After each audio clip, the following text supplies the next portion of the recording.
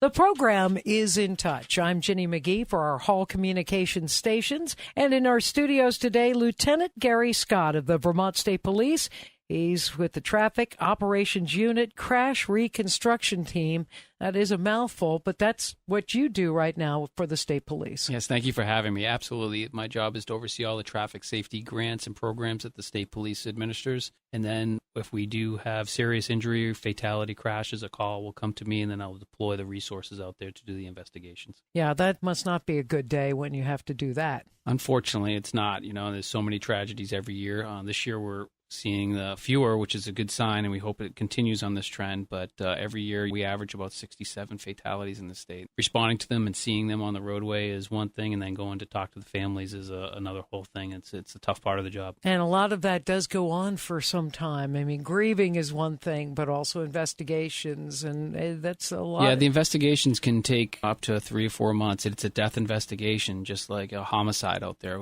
The days of calling these accidents are long gone. People know better now. The message for drunk driving has been out there for years, since the 80s, that we know that if you get behind the wheel and you've been drinking, that you are a danger on the roadway. We want to also make sure that's the mind shift in society. If you behave that way, you're going to be charged criminally and you're going to face the consequences. And of it's that. A whole other world beyond alcohol, too. And it's not just drug users and abusers, but a lot of people are on all kinds of crazy medicines out there, and you got to be smart about that. Yeah, I've been part of the drug recognition program since it started in 2005. I am a DRE. What you're talking about, people who maybe get a prescription medication for Ambien to help them sleep at night, they forget that they need milk for the kids in the morning.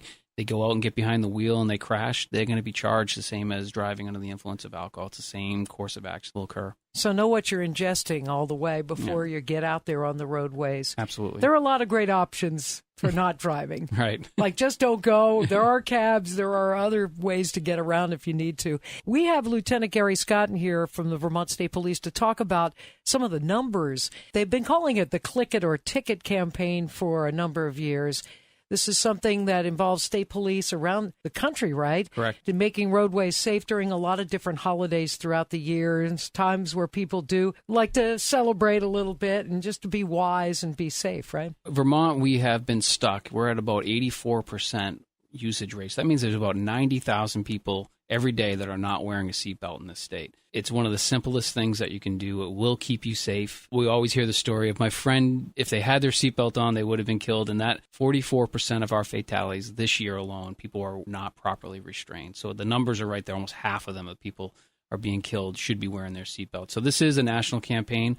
We have been stuck in Vermont for quite some time where we haven't had our numbers go up. We are looking for the public's help. How can we do a better job? How can we get that person that doesn't wear their seatbelt to wear it? Parents a lot of times force the kids to wear their seatbelts, but if they're involved in a crash and the parent is not belted, they become the 150-pound, 200-pound object that's flying around the car that crushes into their kids. It's a horrific thing to think about, but that's the reality. You can't stay in your seat when you're involved in a collision. So having that seatbelt on, keeping you in your seat, keep everyone in their seat, is your chances of surviving increase dramatically. And seatbelts, well, they're even better than they used to be in the days when they were earlier introduced. Back seat belts now, restraints for kids and age groups.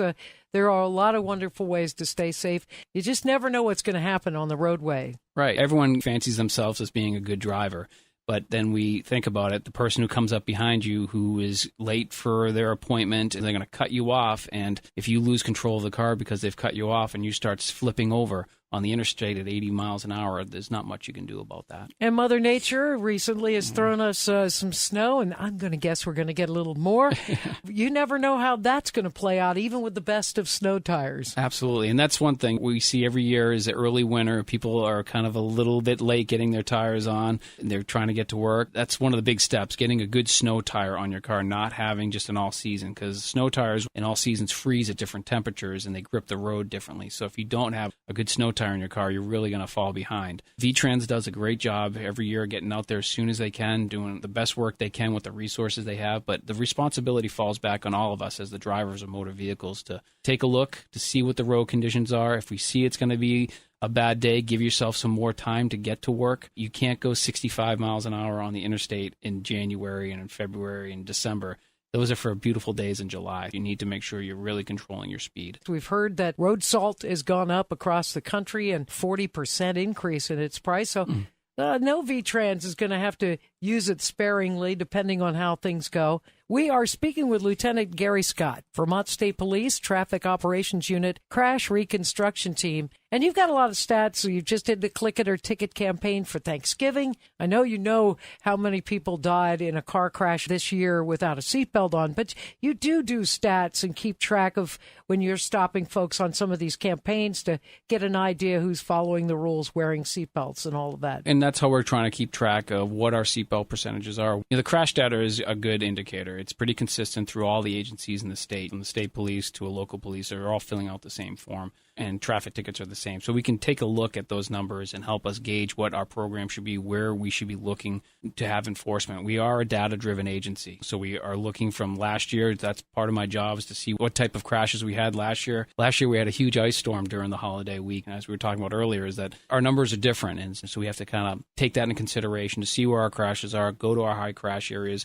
and that's where we're going to deploy our resources out there. But that's a big thing. We do keep track of how many traffic stops the troopers are making, how many motorists assist, and how many crashes occur, whether they're impairment-related, alcohol, or drug-related. And plus, you must know all the kind of troubling spots on roadways out there to a degree that may need some redoing, or are places where things happen. And of course, with winter weather, we always think of Bolton Flats. Yeah. It seems to French Hill and all of that on the interstate gets kind of icy and messy, too. But the state police are all over the state, small roadways and the big interstate. The majority of our crashes occur on the secondary roads, not just on the interstate. And we do have a group, all the state agencies and private agencies are working together. It's a group called the Vermont Highway Safety Alliance, in which we all sit at a table and put down our traffic safety plans and combine resources to make sure we're all on the same page on where the problems are. Now I can call my counterpart at V-Trans and say, this is an issue that we've seen come up. How can we fix it together? And then they may bring in other resources that I haven't thought of or are not available to the state police. So we are sitting at a table. We are speaking to each other, looking at road engineering. Where are our bad intersections? What can we do to have better signage? Can we change the roadway? What type of funding do we have there? Maybe it's engineering of automobiles. As we've all seen, they've come a long way. So it's all of these things. The technology at University of Vermont Medical Center is at the table with us as well. So we know that advances in EMS response and the hospital advancement, road engineering, vehicle engineering, and enforcement, the 4 E's, as we sort of call them, is what we need to have working together to have successful traffic safety programs in the state. You just reminded me, though, to tell everybody that what you already know is when you see EMTs, state police troopers, other enforcement out there that are trying to respond or take somebody somewhere that needs help, get out of the way. Yeah, we see that commonly, is that people they're in their car, they have the music up, they're sort of only paying attention to what's in front of them, not what's coming up on them. And if we're trying to get to a scene and the vehicles frequently don't get out of the way, a car in front of them will pull over, and frequently we'll see another car just go right around them and block off the road even more for us. So yeah, that's a good tip. Please be aware out there for us. Holiday safety is what we're talking about, and we know that Memorial Day weekend, 4th of July, here we are with the Christmas holidays ahead, just had Thanksgiving and New Year's around the corner.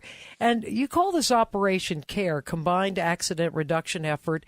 Is this state police, or do you work with other law enforcement and when you do your Click It or Ticket campaign? Sure, the CARE campaign is a nationwide involving all the state police agencies. Every holiday weekend, every state police agency participates in this because we see that these are the times of year we have a higher volume of traffic on the roadways. People are sometimes making poor decisions, so that's why we want to have an extra enforcement effort out there to try to keep people in between the lines, so to speak, and to just make good decisions and be safe. Every state police agency around the country participates in this. We gather data and we have conferences and meetings to talk about the trends that are occurring and how we can do it better. And we're always looking for public feedback about where the problems are. We need people to tell us where the problems are a lot of times because we have limited resources. So if you see a bad driver, calling 911 and letting us know where the location is, what the vehicle make and model is, and if you can get the registration, all of that helps, and we can do a follow-up investigation or stop the vehicle hopefully as quickly as possible. We're talking about the simple use of seatbelts, which saves lives. Of course, there are new rules on the roads. Is seatbelts still a secondary? The secondary, so that means if you do not have it on and the police officer sees you can't be stopped for it. But if you have another infraction, you can be stopped and then be issued the ticket for the seatbelt. And generally, while you get pulled over, unless there is an accident, is because there's been some sort of traffic infraction or violation, and that means a taillight out, or it means a lot of different things. Absolutely, yeah. All those things can cause that. The safest thing is just to have it on at all times. Like we said, intersection crashes are the most common, and you have no control of that if someone runs a red light and slams into the side of your car. And having your seatbelt on and keeping you in place is going to make it much safer for you. We are speaking with Lieutenant Gary Scott of Vermont State Police Traffic Operations Unit Crash Reconstruction Team.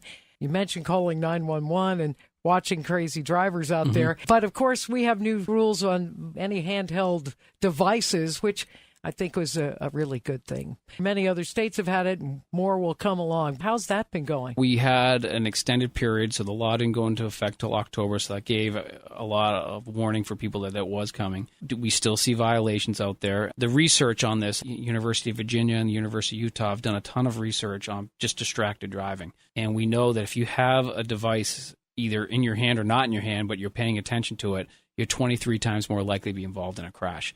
Taking it out of our hands, at least hopefully getting people to have both hands on the wheel or not even engaging in it at all. So we've had limited enforcement in it. We've had a strong education program that we've put out there.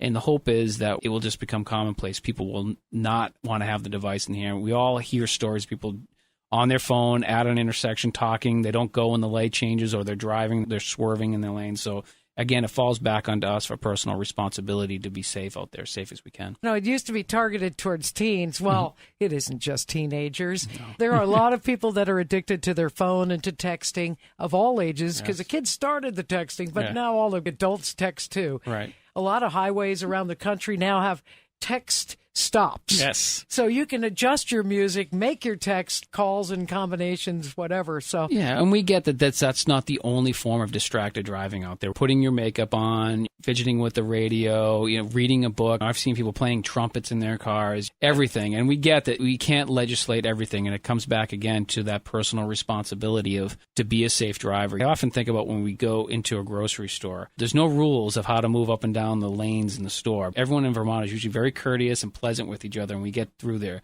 But when we get into our cars on the roadway, the same person you were just nice to at the grocery store, we cut off. And it's amazing to me. If we could take that courtesy onto our roadways and everyone could just think about that's your neighbor that's next to you or your friend, you wouldn't do that to them. You wouldn't behave in that manner. We'd be much safer out here. It is amazing what a personality can be behind the wheel. I can say it too. It's not a great example for your kids in the back seat either sometimes, but everybody is gotta go somewhere, gotta be there, aggressive. If you increase your speed, it's going to increase your stopping distance. And if you do hit something, it's going to increase your likelihood of being injured. I was just going to ask one more thing. You talked about getting grants for these click it or ticket safety events. So on the roadways, highways, byways, that is something comes from the federal government that you guys have to apply for? Sure. So the National Highway Traffic Safety Administration disperses the funds to the states. Our Governor's Highway Safety Program then takes a look internally in the state, and local and state agencies apply, and then that's how the money is distributed that way. So the state police usually is a larger organization. We have more troopers on the road, so we usually get a little bit more money than local PDs. We appreciate everybody who puts the uniform on every day and night and through the winter storms and through the holidays. And are there going to be sobriety checkpoints set up during the holiday season? Absolutely. That's the goal. And sobriety checkpoints are a minor disturbance in driving. We get that. But the research shows that when they are up, we do have fewer crashes and fewer incidents of impaired drivers out there. So every barracks around the state will participate in them. They will set them up weather dependent. During Thanksgiving, we had a snowstorm on the Wednesday evening, so that canceled a lot of them. We had to deal with the crashes. Put you to work elsewhere. Right. Yeah. So, but that's the goal, is to get out there, and when people see the lights flashing, and overall, we get a positive response about them. People like to see us out there, and it gives us an opportunity to communicate with the public about what's happening, what our goals are to reduce these crashes, and it's one way to do it. The research indicates when we do them, we see fewer crashes out there. I should ask you if there's anything else you'd like to add before we finish up here. I think our goal is just for everyone to be safe on the roadways. We want everyone to get to their destinations safely and have a good time. But if you go out, have a plan. You don't want to get yourself caught in that position where you've had too much to drink and now you're making that decision to get home. If you come up with a plan beforehand, you'll be all set. You'll allow yourself to have a few drinks. But if you get stopped, just to stop without a crash or anything, you're talking $10,000 when it's all said and done. You're night in jail, going to court, missing work, your car being towed, the fines, the fees, the lawyers. It's just not worth it. And the embarrassment, you're going to have to go home and tell your family this is what happened.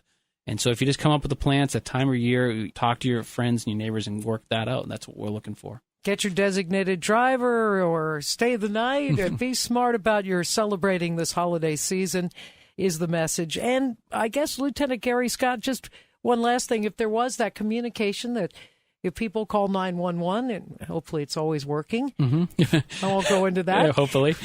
But people can communicate with Vermont State Police with any of their issues in the world of traffic, safety, and what's going on out there. Yeah, if it's a non-emergency, you should look to call the local barracks, and you can speak to the station commanders there. But emergency purposes, call 911 and let us know, and we want to get out there and stop these aggressive drivers. We want you all to have a great, safe holiday season. Lieutenant Gary Scott, Vermont State Police Traffic Operations Unit, Crash Reconstruction Team. You're doing a lot out there to make it safer for us, and we appreciate that. Thank you for having me. I want to thank all our listeners for tuning in. I'm Ginny McGee, and you're in touch.